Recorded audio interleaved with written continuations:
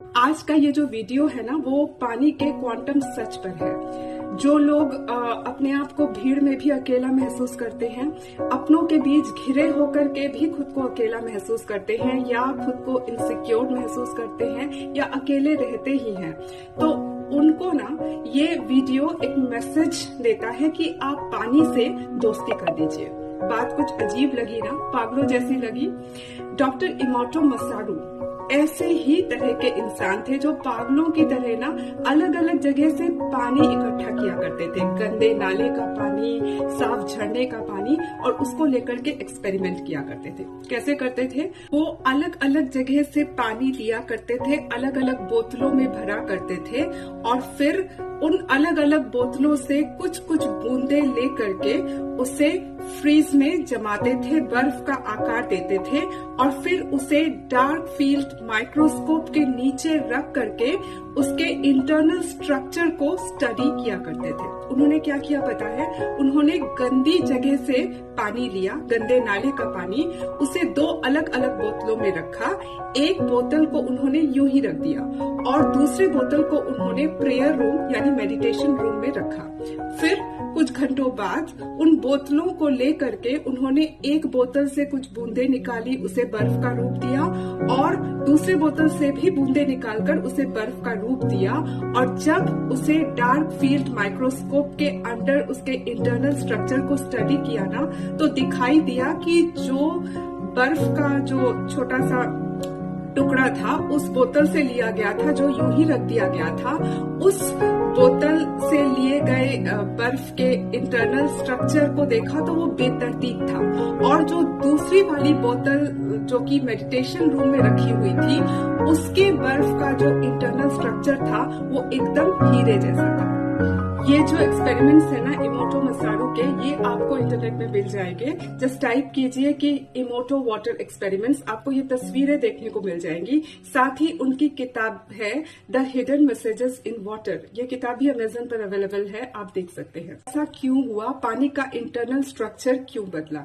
ये डॉक्टर इमोटो मसारू का एक ग्राउंड ब्रेकिंग रिसर्च था, जो इस बात को सामने लेकर के आया कि हमारे थॉट्स, हमारे डिजायर्स पानी के इंटरनल स्ट्रक्चर को बदल सकते हैं, पानी के साथ इंटरैक्ट कर सकते हैं। और क्वांटम साइंस भी ये कहता है कि हमारे थॉट्स में, जो हमारे ब्रेन में, हमारे हार्ट में जो वेव्स बहते हैं, वहां थॉट का निश्चित रूप से एक बड़ा इन्फ्लुएंस रहता है। इनमें फोटोन होता है, तो निश्चित रूप से ये जो फोटोन है ना, वो टकरा रहे थे पानी के इंटरनल स्ट्रक्चर से और उसे बदल भी रहे थे। अब जरा सोच करके देखिए कि जब कोई हमको भला बुरा कहता है तो हमारे भीतर बेचैनी सी क्यों होती है? चोट कहाँ लगती है ये पता ही नहीं चलता ना, सीने में लग रही है कि कहीं और, जैसे अंतड़ियां भीतर की ओर खींची जा रही हैं, ऐसा क्यों फील होता है? वो इसलिए होता है क्योंकि ना हमारे बॉडी में जो वाटर कंटेंट है, उस वाटर कंटेंट से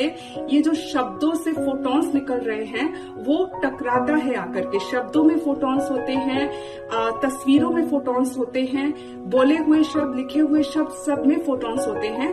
किसी और दिन में फोटॉन्स का भी ये जो वीडियो है इसी तरह का एक पोस्ट करूंगी, लेकिन ये फोटॉन्स ही होते हैं जो हम पर इस तरह का प्रभाव डालते हैं। और यही कारण है ना कि अगर आप हर रोज रात को पानी बोतल में ले करके, उसे हथेली में ले करके आप अपनी इच्छाएं बोल करके रखिए, चाहे मेडिटेशन रूम में रखिए, कहीं भी रखिए, सुबह उसी इच्छा को फिर से बोल करके जब आप उस पानी को पीते हो ना, तो उस पानी का जो इंटरनल स्ट्रक्चर है वो आपके शरीर के भीतर जो वाटर कंटेंट है उससे घुल मिल जाता है, और फिर आपके भीतर से वो इलेक्ट्रोमैग्नेटिक एनर्जी आपके हार्ट एंड माइंड से प्रवाहित करता है, जो कि आपको सिक्योर्ड फील कराने के साथ साथ आपके इलेक्ट्रोमैग्नेटिक एनर्जी को उसी ओर दौड़ाता है जो आपकी इच्छा पूर्ति की राह में आपको ले जाता है।